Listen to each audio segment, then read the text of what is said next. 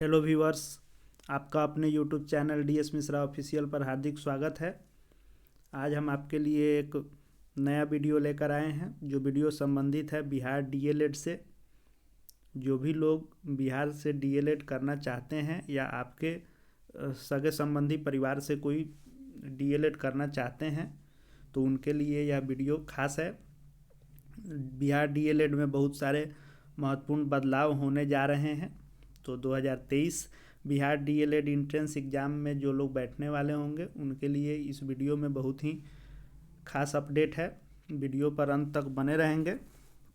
Video में जो भी बिहार DLED से संबंधित बदलाव शिक्षा विभाग ने किए हैं उसका एक एक बिंदु पर विश्लेषण आपके समक्ष में रखने वाला हूं। तो अभी तक आपने अगर मेरे चैनल को सब्सक्राइब नहीं किया है तो आवश्यक रूप से सब्सक्राइब कर लें, क्योंकि आपका यह जो चैनल है यह शिक्षक जगत, छात्र अध्यापक जगत से ही संबंधित वीडियो के लिए बना हुआ है। तो जो भी आपके लिए महत्वपूर्ण वीडियो होंगे वे सारे आएंगे। यदि आप छात्र हैं, अभ्यर्थी हैं, किसी भी प्रतियोगी परीक्षा की तैयारी करते हैं या शिक्षक हैं या किसी भी क्लास के स्टूडेंट हैं, तो आप सबों के लिए इस हमारे चैनल पर आपके उपयोग के बहुत ही महत्वपूर्ण वीडियो हमेशा आते रहते हैं और आएंगे। इसलिए हमारे चैनल को सब्सक्राइब करके हमसे जुड़ जाएं ताकि आगे भी अपडेट आप तक पहुंचता रहे। तो वीडियो में बिना देरी किए हुए आगे इस पर हम लोग बढ़ते हैं। तो जो अपडेट आया है कि जो बिहार विद्यालय परीक्षा समिति, Bihar School Examination board BSEB Patna, जो बिहार DLED यानी डिप्लोमा इन एलिमेंट्री एजुकेशन जो होता है, यानी आप इंटर पर अगर यह किए रहते हैं तो 1 to 5 के शिक्षक बनते हैं, और अगर आप ग्रेजुएशन भी हैं और DLED किए हैं तो 6 to 8 के शिक्षक बनते हैं। यानी 1 to 8 के शिक्षक बनने के लिए जो टीचर ट्रेनिंग की जाती है उसी का नाम दिया गया है DLED, diploma in elementary education.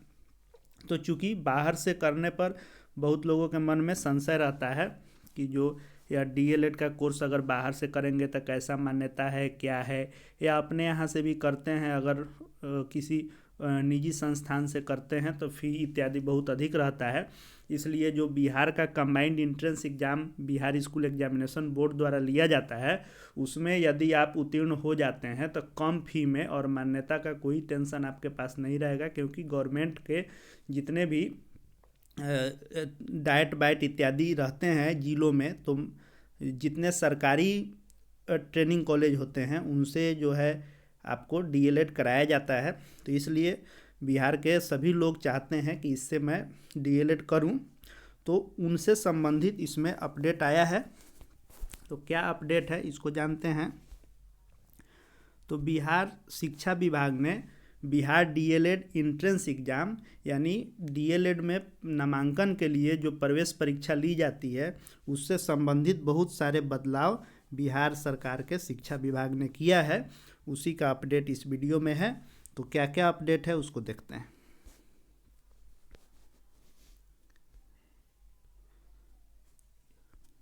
यह जो है अखबार का कटिंग है। चूँकि अभी इंट्रेंस एग्ज़ाम का ऑफिशियल नोटिफिकेशन नहीं आया है, एक से 2 महीने के अंदर में आएगा तो विस्तृत उसमें भी जानकारी आएगी। और जैसे जैसे DLED के संबंधित जो इंट्रेंस एग्ज़ाम का हो, रिजल्ट का हो, एडमिशन का हो, एडमिशन के लिए जो आपके डाइट बाइट कॉलेज में काउंसलिंग होती है उससे संबंधित हो या आपके आगे की बहाली से हो, जो भी नोटिफिकेशन अपडेट आएगा वे सारे अपडेट आपके अपने इस चैनल पर निश्चित रूप से मिलेंगे और विश्वसनीय और विस्तृत हर बिंदु पर चर्चा आपको इस अपने चैनल पर आगे भी मिलते रहेंगे। तो क्या बदलाव किया है शिक्षा विभाग ने उसको देखते हैं। तो शिक्षा विभाग ने सबसे बड़ा बदलाव किया है कि जो पहले DLED इंट्रेंस एग्ज़ाम में निगेटिव मार्किंग होती थी, यानी नकारात्मक आपको मार्किंग होती थी, अगर आप गलत उत्तर दिए तो सही उत्तर में से कट जाता था, तो वह अब नहीं होगी। तो सबसे बड़ा अपडेट यही है कि निगेटिव मार्किंग नहीं होगी प्रवेश परीक्षा में। यानी आपको अब जैसे टीईटी में या टेट या नेट इत्यादि के परीक्षा में निगेटिव मार्किंग नहीं होती थी, वैसे अब बिहार डीएलएड का जो प्रवेश परीक्षा बिहार स्कूल एग्जामिनेशन बोर्ड लेता है, उसमें भी अब आपको निगेटिव मार्किंग नहीं होगी। तो पहला सबसे बड़ा अपडेट है कि आपको डीएलएड एंट्रेंस एग्ज़ाम 2023 से जो होंगे, इसमें आपको निगेटिव मार्किंग नहीं होगी। तो पहला अपडेट हो गया कि निगेटिव मार्किंग नहीं होगी। अब आगे देखते हैं कि क्या क्या अपडेट है। शिक्षा विभाग ने कहा है कि डीएलएड संयुक्त प्रवेश परीक्षा में अब गलत उत्तर देने पर निगेटिव मार्किंग नहीं होगी। राज्य सरकार ने इस व्यवस्था को ख़त्म कर दिया, यानी जो निगेटिव मार्किंग की व्यवस्था पहले थी वह ख़त्म कर दिया गया है। जैसे पहले का जो सिलेबस था वह क्या था कि 150 प्रश्नों की परीक्षा होती थी, जिसका कुल मार्क्स रहता था 450, यानी एक प्रश्न के 3 नंबर होते थे। तो आप जब सही देते थे तो सही आंसर के लिए आपको 3 नंबर मिलता था, जब गलत आंसर देते थे तो 1 नंबर आपका कट जाता था। यही पहले का फॉर्मूला था कि 150 प्रश्न होते थे और उसमें 450 मार्क्स के प्रश्न होते थे। एक सही उत्तर के लिए 3 नंबर का अंक आपको मिलता था और एक गलत उत्तर के लिए 1 नंबर कट जाता था, जो कि अब समाप्त किया जा रहा है, निगेटिव नहीं होगा। आगे शिक्षा विभाग ने क्या कहा है कि अब अभ्यर्थियों को 2.5 घंटे में 150 प्रश्नों की जगह 120 प्रश्नों के ही उत्तर देने होंगे। यानी पहले जो सिलेबस था आपका डीएलएड एंट्रेंस एग्ज़ाम का, उसमें रहता था हिंदी के 30 क्वेश्चन रहते थे, गणित के 30 क्वेश्चन रहते थे, उसके बाद साइंस विज्ञान से जो रहते थे वे 20 क्वेश्चन रहते थे, सामाजिक विज्ञान सोशल साइंस से भी 20 क्वेश्चन रहते थे, और उसके बाद अंग्रेजी से 25 क्वेश्चन रहते थे, और रीजनिंग से 25 नंबर रहते थे। यानी 30, 30, 60, 20, 80, 20, 100 और 25, 125 और 25, 150, 150 प्रश्न रहते थे। तो अब यह 150 प्रश्न के बदले 120 प्रश्न ही रहेंगे आपको परीक्षा में। अब किन किन विषयों से प्रश्नों को घटाया जाएगा, वह जब आपका ऑफिशियल नोटिफिकेशन आ जाएगा तब आपको जानकारी मिलेगी। जैसे ही Bihar School Examination Board official notification जारी करेगी, तो वैसे ही हम उसका वीडियो विस्तृत लाएंगे। इसलिए चैनल पर बने रहने के लिए, हमसे जुड़े रहने के लिए चैनल को आवश्यक रूप से सब्सक्राइब करके और बेल आइकन को प्रेस कर देंगे। जो भी डीएलएड से संबंधित update Bihar School Examination board या बिहार सरकार के शिक्षा विभाग द्वारा आएगा, वह आप तक पहुंचाते रहेंगे। तो ऐसे 150 प्रश्न आते थे, जो अब 120 प्रश्न ही आएंगे। तो 150 प्रश्न आते थे जो रहते थे 450 मार्क्स के, तो अब 450 मार्क्स का नहीं होगा। अब कह रहा है कि 120 प्रश्न ही रहेंगे और नंबर भी रहेगा 120, यानी एक प्रश्न का 1 नंबर रहेगा। पहले वाला सिस्टम ख़त्म कर रहा है कि एक प्रश्न के पहले 3 नंबर रहते थे और गलत होने पर 1 नंबर कटता था। अब गलत का नंबर भी नहीं कटेगा और एक प्रश्न 1 नंबर का ही रहेगा। उसके आगे जो अपडेट है वह है कि शिक्षा विभाग ने डीएलएड प्रवेश परीक्षा के मौजूदा स्वरूप में कई अहम बदलाव किए हैं। इसके तहत अब इस प्रवेश परीक्षा के लिए न्यूनतम अर्हता अंक भी निर्धारित किए गए हैं। यानी जो न्यूनतम आपको मार्क्स है पासिंग के लिए इस प्रवेश परीक्षा में, वह है जनरल के लिए 35 होगा और आरक्षित श्रेणी के लिए 30 होगा। यानी आप जनरल से आते हैं तो 35 नंबर न्यूनतम है और आरक्षित श्रेणी से आते हैं तो 30 नंबर है। हालांकि यह मिनिमम होता है, आपको ये नहीं है कि 35 नंबर या 30 नंबर आ गया तो आपका एडमिशन हो ही जाएगा। चूँकि यह मिनिमम है, आपका लिस्ट में नाम आएगा पासिंग में है तो, लेकिन आपका एडमिशन होने के लिए, आपको मेरिट लिस्ट में आने के लिए आपको अधिक नंबर ही चाहिए, क्योंकि सीट के अनुसार ऊपर से मेरिट उठा लिया जाता है। जहाँ तक सीट फुल हो गया उसके नीचे वाले अभ्यर्थी छूट जाते हैं। इसलिए अब मिनिमम कटअप है, ऐसा इसको नहीं मानेंगे कि इतना नंबर आएगा तो हो जाएगा। आगे अपडेट है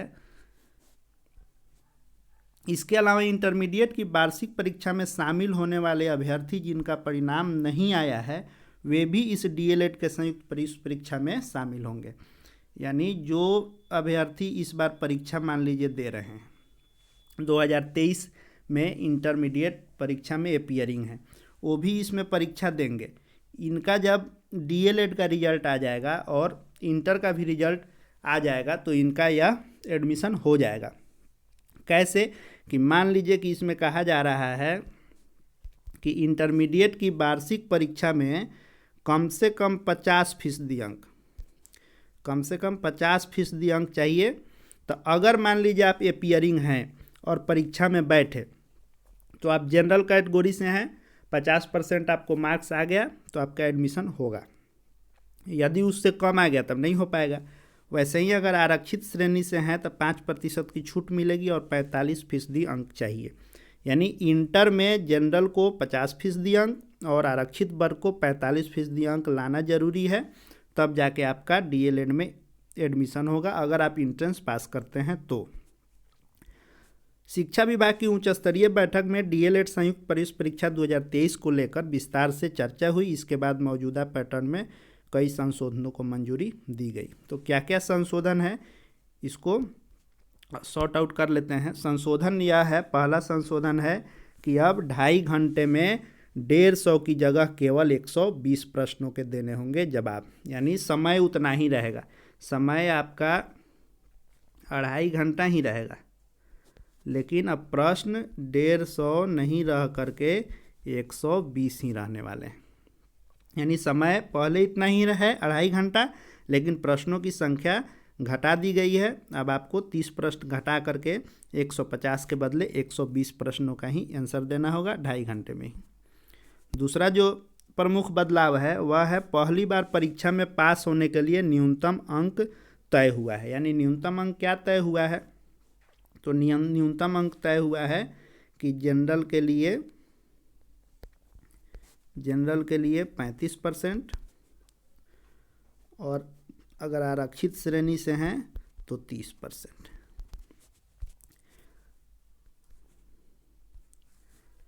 सामान्य को 35 और आरक्षित को 30 अंक लाना होगा। इंटरमीडिएट परीक्षा में शामिल होने वाले अभ्यर्थियों को भी मिलेगा मौका।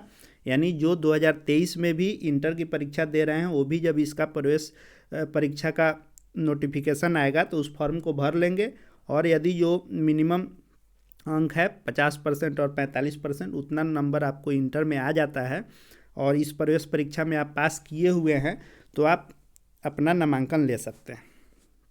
उसके बाद जो बदलाव है वह है, यह बहुत आपके लिए फ़ायदेमंद बदलाव है।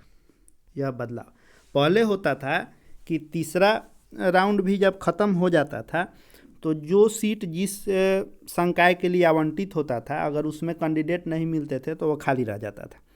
इस बार शिक्षा विभाग ने फैसला लिया है कि तीसरे राउंड के सीटों की बाध्यता ख़त्म कर दी जाएगी तीसरे राउंड के बाद।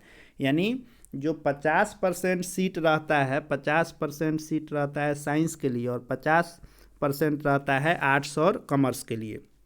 यानी जो इंटर साइंस से हैं उनके लिए आधा सीट रहता है और आधा सीट रहता है कॉमर्स और आर्ट्स के लिए। तो पहले क्या होता था कि मान लीजिए कि साइंस के विद्यार्थी कम ही एडमिशन लिए तो उनका सीट खाली रह जाता था, या फिर आर्ट्स और जो कॉमर्स के हुए उसमें सीट खाली रह गया। यानी कॉमर्स वाले और आर्ट्स वाले साइंस के सीट में नहीं जाते थे और साइंस आर्ट्स वाले कॉमर्स के सीट में नहीं जाते थे। अब क्या कह रहा है कि अब अगर सीट खाली रह गया तीसरे राउंड के बाद, तो तीसरे राउंड के बाद जब सीट खाली रह जाएगा तो आपको किसी भी संकाय में एडमिशन हो जाएगा। यानी साइंस का सीट खाली है,